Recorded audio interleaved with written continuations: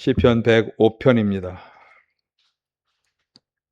시편 105편 1절에서 11절, 45절 하반절 한 절씩 교독하시겠습니다. 너희는 주님께 감사하면서 그의 이름을 불러라. 그가 하신 일을 만민에게 알려라.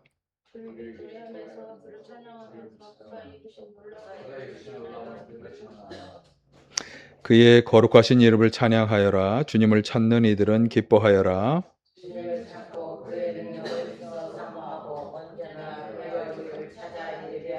주님께서 이루신 놀라운 일을 기억하여라. 그 이적을 기억하고 내리신 판단을 생각하여라. 그가 바로 주 우리의 하나님이시다. 그가 온 세상을 다스리신다.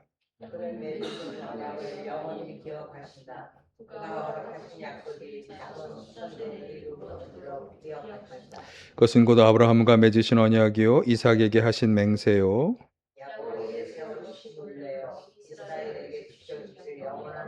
함께합니다. 내가 이 가나안 땅을 너희에게 줄 것이다. 이것은 너희가 대대로 물려줄 기업이다 하고 말씀하셨다. 할렐루야. 네, 아멘.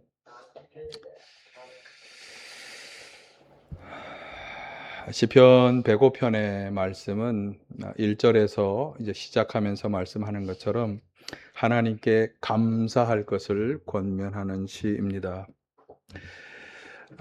이 시는 이스라엘 백성들이 이집트에서 노예 생활을 하다가 그곳에서 해방되어서 하나님이 약속하신 땅으로 가는 여정 가운데 그들이 하나님으로부터 받은 많은 은혜들을 이제 기억하기 위해서 절기 때 낭독하던 시입니다.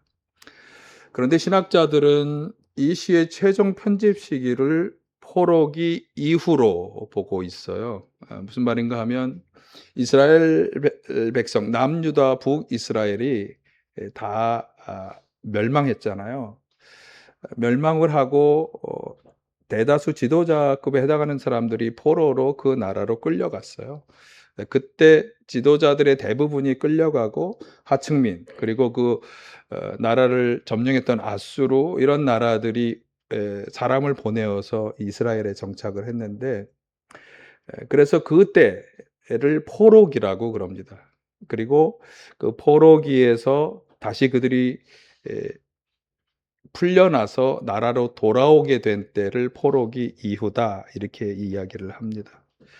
그러니까 이 시가 최종적으로 편집되어서 백성들에게 널리 읽혀진 때는 포로기 이후다. 그러니까 그들이 포로 생활을 마무리하고 고향에 돌아와 보니까 나라가 온통 다 황폐해지고 그래서 그들의 마음이 절망과 낙심으로 물들었을 때 그때 그런 현실 가운데에서 백성들에게 이 시를 읊어주면서 같이 낭독하면서 그래도 오늘 설교의 제목처럼 그럼에도 하나님께 감사하자 이렇게 권면하는 그런 시인 것입니다. 7절에 보시면 그가 바로 주 우리 하나님이시다. 그가 온 세상을 다스리신다. 그럼에도 우리가 이렇게 힘들고 어려운 가운데 있음에도 불구하고 우리를 이끌어 주시고 사랑해 주신 하나님, 살아계신 하나님이 우리를 다스려 주실 것이니 그래도 감사하자. 그럼에도 감사하자. 그래서 이 시는 오늘 우리에게도 참 의미가 있는 시다 이렇게 생각이 되어지죠. 많은 어려움 가운데서 살아가는 우리가 어려움 속에서도 감사해야 하는 이유가 무엇인지를 우리가 깨달을 수 있기 때문입니다. 그럼에도 불구하고 우리는 왜 감사해야 할까? 자, 오늘 말씀을 통해 그 점을 함께 살펴보도록 하겠습니다. 오늘 시편 본문의 기자는 감사하자고 하면서 두 개의 기억을 강조하고 있습니다.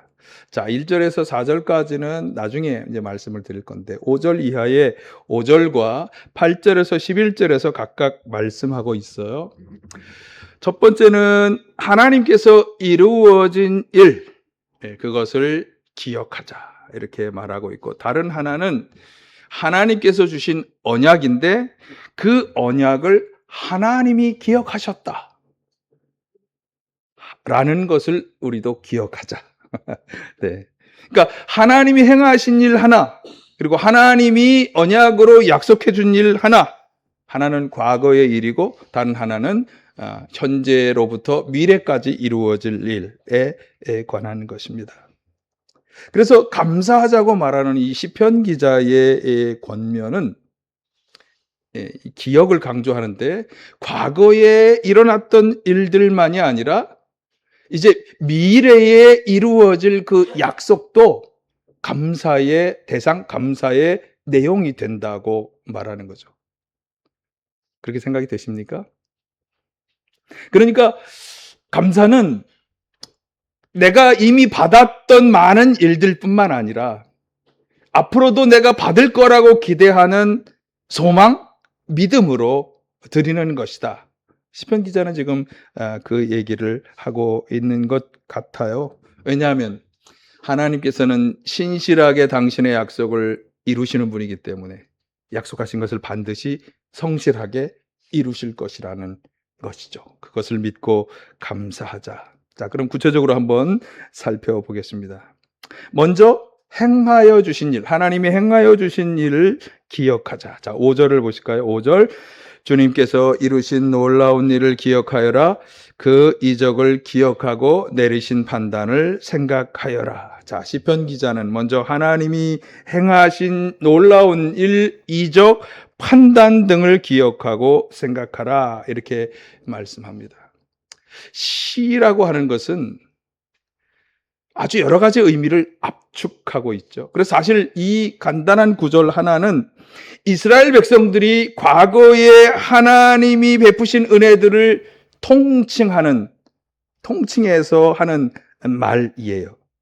그러니까 우리는 오늘 11절까지의 말씀만 읽었지만, 그러나 사실 우리가 읽지 않은 6절에서 45절의 내용이 이 시편에 다 들어있는데, 그 내용들이 뭐냐면 하나님께서 이스라엘 백성들에게 베푸신 은혜의 일들을 요약해서 십적으로 이렇게 표현해서 열거하는 내용들이에요. 그런 것들을 다 기억하고 감사하자라고 하는 거죠.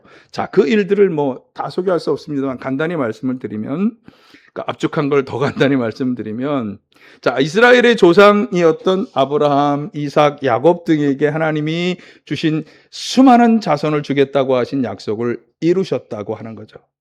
또 야곱의 아들 요셉을 이집트의 총리 대신이 되게 하셔서 사실은 그 땅에 기근이 들었을 때 그 백성을 건져주신 일을 기억하라고 하는 것이고, 또 이집트에서 비록 노예 생활을 하긴 했지만 또 10가지 재앙의 기적을 통해서 그들을 거기로부터 해방시켜 주신 일을 기억하라고 하는 거고요. 또 그리고 그런 그들을 이집트에서 탈출시켜서 약속의 땅 가나안으로 인도하시는 과정 속에 광야를 거쳐갈 때 하나님이 구름 기둥, 불 기둥으로, 그리고 바위에 솟아나는 물로, 하늘의 만나와 메추라기 등으로 인도하시는 일들, 그것을 기억하라. 그리고 그 과정 속에 하나님의 백성의 대적자요 방해자가 되었던 이집트를 비롯한 이방 나라들을 하나님이 심판하신 것, 그리고 하나님 판단의 기준이 되는 율법의 말씀을 주신 것, 그런 것들을 다 기억하고 감사하자. 그러니까 하나님께서는 처음 아브라함을 불러주시면서 당신의 백성을 시작하실 때 주셨던 약속을 신실하게 이루시기 위해서 지금 이 인간의 역사 속에 개입하시고 당신의 일을 이루어 가시고 있는 거예요. 그러니까 초자연적인 이적을 통해 백성을 구원하셨잖아요. 대적들을 심판하셨어요. 그러니까 이스라엘이 강해서 그들을 이긴 게 아니라 하나님이 심판하셔서 이기게 하셨어요. 또 백성들에게 공의로운 판결을 하나님이 내려주시며 너희들은 이렇게 살아야 해, 행해야 할 규범도 주셨어요. 그러니까 이런 일을 기억하라고 하는 것이죠. 그러니까 하나님이 하나님의 백성에게 얼마나 신실하신 분이신지, 그 백성에게 약속을 지키기 위해서 얼마나 능력으로 역사하시는지, 그리고 하나님이 백성과 대적에게 어떻게 행하여 주실 것인지를 잘 알고 확신하라고 말씀하는 것입니다.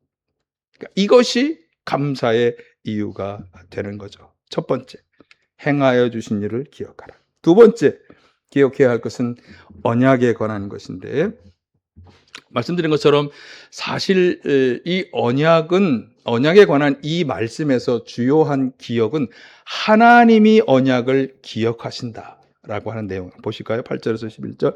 그는 맺으신 언약을 영원히 기억하신다. 그가 허락하신 약속이 자손 수천 대에 이루어지도록 기억하신다.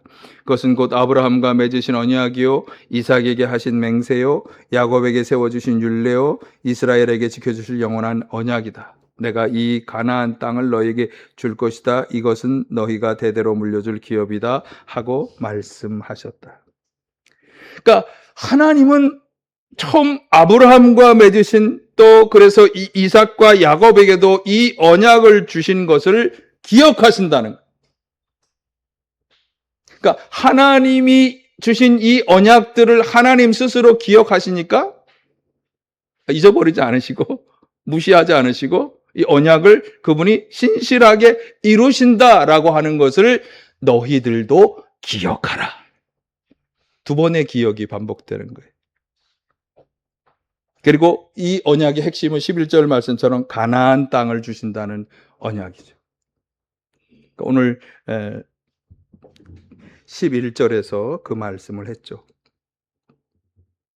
그런데 사실 하나님이 처음 아브라함을 부르시면서 그와 약속하실 때 주신 약속은 사실 땅만은 아니에요. 창세기 12장 1, 3절에서 아브라함과 처음 만나셔서 하나님 주신 약속의 말씀이 지금 이 가나안 땅을 줄 거라고 하는 이 약속의 원형이에요. 원형. 자, 한번 창세기 12장 1, 3절을 보실까요? 시작. 너는 내가 살고 있는 땅과 내가 난 곳과 너의 아버지의 집을 떠나서 내가 보여주는 땅으로 가거라. 내가 너로 큰 민족이 되게 하고 너에게 복을 주어서 내가 크게 이름을 떨치게 하겠다. 너는 복의 근원이 될 것이다. 너를 축복하는 사람에게는 내가 복을 베풀고 너를 저주하는 사람에게는 내가 저주를 내릴 것이다. 땅에 사는 모든 민족이 너로 말미암아 복을 받을 것이다. 아브라함에게 주신 약속의 말씀. 자, 보시면 땅만이 아니에요. 하나님 자신이 보여줄 땅으로 가서 그 땅을 주는 건 일단 땅이고, 가서 큰 민족을 이루고 그리고 복의 근원으로 살게 하신다. 이게 하나님이 주신 언약의 핵심이죠. 그런데 이 언약은 지금 현재 진행되고 있는 거예요. 과거에 아까 하나님이 행하신 구원의 일들은 이미 역사 속에서 그들이 경험한 일이지만 이 약속은 지금 현재 진행형이고 그리고 미래 완성형이에요. 아직 온전히 이루어지진 않았어요. 그래서 시편 기자는 이 하나님이 언약으로 주신 약속들을 신실하게 현재에도 미래에도 이루어질 것을 확신하면서 지금 감사하자. 그렇게 지금 이스라엘 백성들에게 권면하고 있는 것입니다. 자, 아니 목사님, 이스라엘 백성들에게 하신 일, 이스라엘 백성들에게 주신 약속, 그것이 우리와 무슨 상관이 있길래 지금 여기서 그 말씀을 하는 것입니까? 왜 이 기억들이 우리의 감사의 이유가 되고 그리고 또 우리가 이것이 도대체 우리와 무슨 상관이 있는 것입니까? 이런 질문을 할 수 있겠습니다. 자, 그래서 확인해야 하는 것은 6, 7절의 말씀을 통해서 중요한 한 가지를 우리가 생각해 보아야 하는데 보실까요? 6, 7절. 그의 종 아브라함의 자손아, 그가 택하신 야곱의 자손아, 그가 바로 주 우리의 하나님이시다. 그가 온 세상을 다스리신다. 아브라함의 자손아, 야곱의 자손아, 이거는 누굴 가리키는 거죠? 직접적으로 이스라엘 민족을 지칭하는 말이에요. 시편 기자는 이 육신의 혈통을 언급하면서 바로 그들에게 하나님이 되시고 그들을 다스려 주신다고, 그분은 온 세상을 다스리시는 분이니까 그 하나님의 언약을 기억하라. 그런 말이겠죠. 여러분, 육신의 혈통만 생각한다면 이 말씀들은 우리에게 아무 해당 사항이 없어요.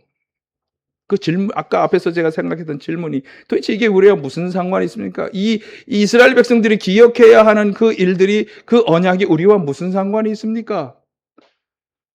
자, 상관이 있을까요? 없을까요? 자, 지금부터 설명을 드리겠습니다.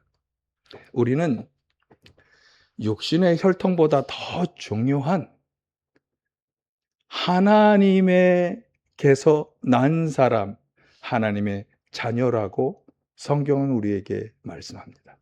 어디서? 요한복음에서. 보실까요? 요한복음 1장 12, 13절 보시겠습니다. 시작. 그를 맞아들인 사람들, 곧 그 이름을 믿는 사람들에게는 하나님의 자녀가 되는 특권을 주셨다.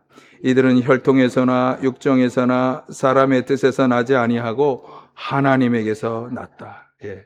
여기 그를 맞아들인 것은, 이 그는 예수님, 하나님이 보내신, 빛으로 보내신 그 예수님을 영접하고 믿는 사람들은 하나님에게서 난, 사람의 혈통이나 육정의 뜻에 의해서가 아니라 하나님에게서 난 하나님의 자녀가 되는 특권을 주신다. 여러분, 우리는 예수 그리스도를 영접하고 믿었습니까? 아멘이 나와야 되는데, 예수 그리스도를 영접하고 믿으셨습니까? 그러면 우리는 어디에서?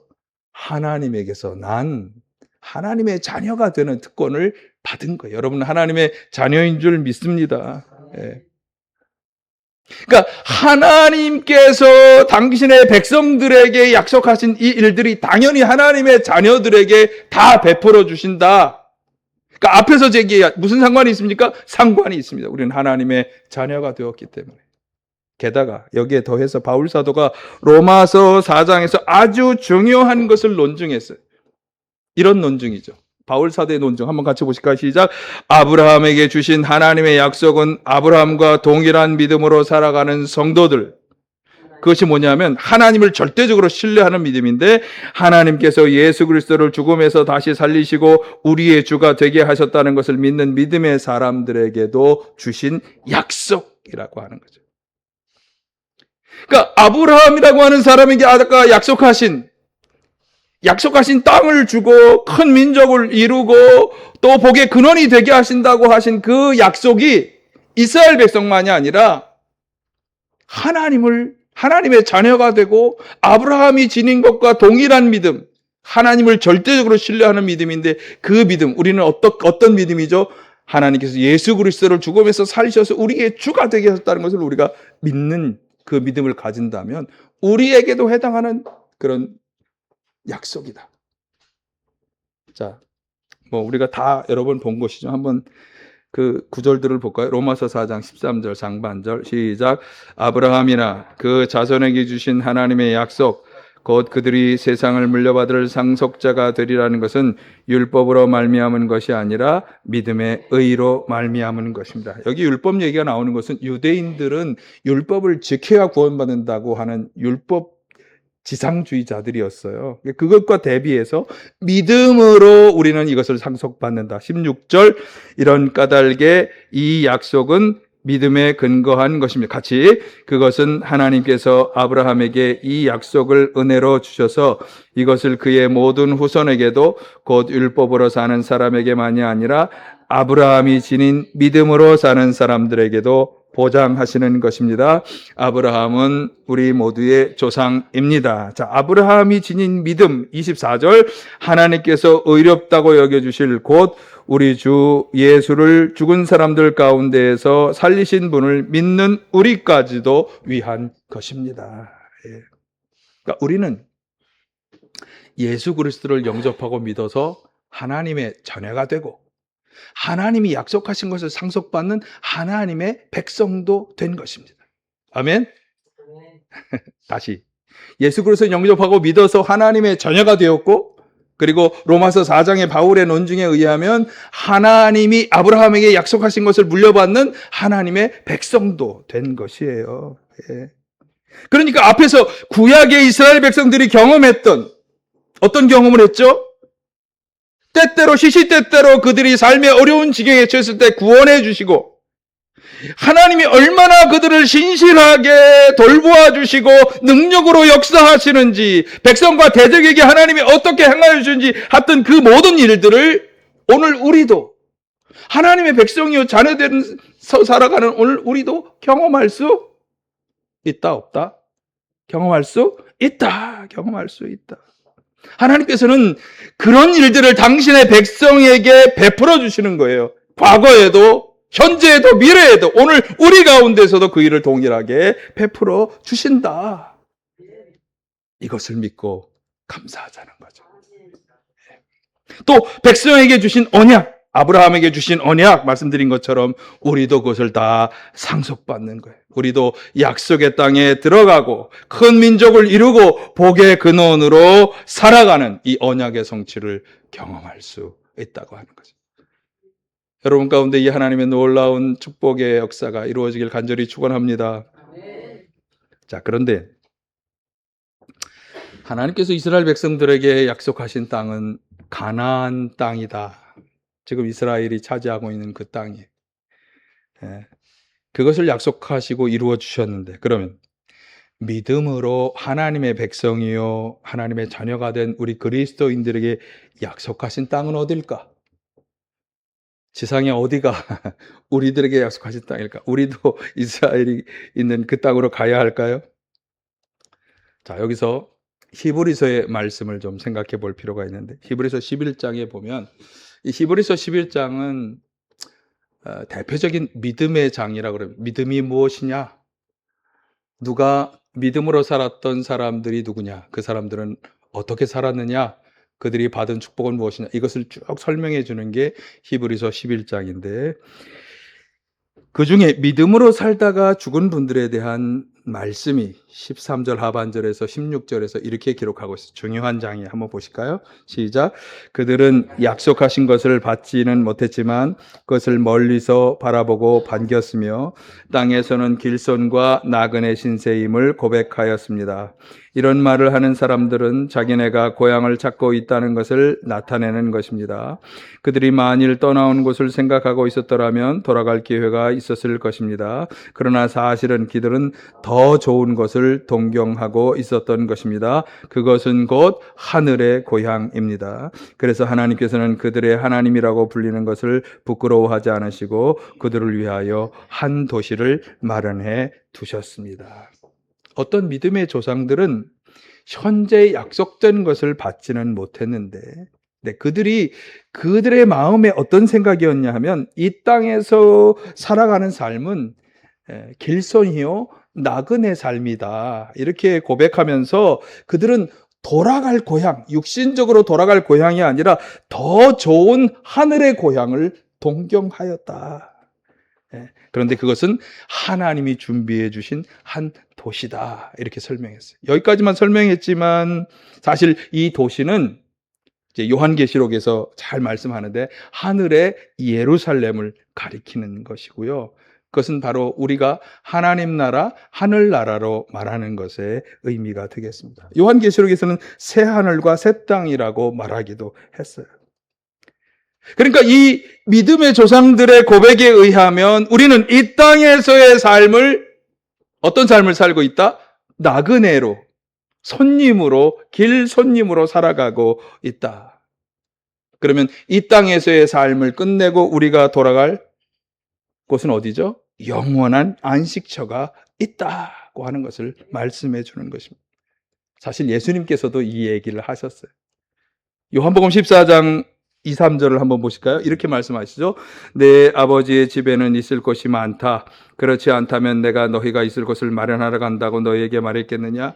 나는 너희가 있을 곳을 마련하러 간다. 내가 가서 너희가 있을 곳을 마련하면 다시 와서 너희를 나에게로 데려다가 내가 있는 곳에 너희도 함께 있게 하겠다. 예수님께서는 당신을 믿고 믿음으로 살아가는 우리 그리스도인들에게 준비해 주신 하늘 아버지 집에 처소가 있다. 아멘. 예. 그것을 약속해 주신 것이에요. 믿음으로 살아가는 우리 그리스도인들은 이 하늘나라의 처소에 들어갈 소망이 있는 거예요. 바로 이 소망을 가지고 거기에 들어가게 하신다고 하는 확신을 가지고 먼저 감사하자. 그런 말씀이 되겠습니다. 자, 그런데 여기서 중요하게 우리가 한 가지 짚고 넘어가야 할 점은 우리가 이 하늘 처소에 대한 소망을 가질 수 있게 된 것, 그것은 하나님이 약속의 땅을 주신다고 하는 그 언약 때문이기도 하지만 사실은 하나님께서 예수 그리스도를 통해서 베풀어 주신 놀라운 은혜가 그 밑바탕에 있기 때문이에요. 이것이 사실은 이 신약 시대를 살아가는 우리 그리스도인들이 하나님이 행하여 주신 일을 기억해야 할 대표적인 일이기도 해요. 자, 시편 기자는 앞에서 이스라엘 백성들이 하나님의 백성으로서 꼭 기억해야 할 것은 하나님이 그분이 행하신 기이한 일이라고 노래했지만 신약시대를 살아가는 우리에게 가장 기이하고 놀라운 일은 바로 예수 그리스도를 통한 구속사건이에요. 그럼 누가 이 예수 그리스도를 통한 하나님의 구원의 역사의 당사자가 됩니까? 누가? 예수님을 믿고 영접해서 하나님의 자녀가 된 사람들. 그리고 그 사람들에게 약속해 준 것에 대한 말씀이 요한복음 3장 16, 17절 보실까요? 시작.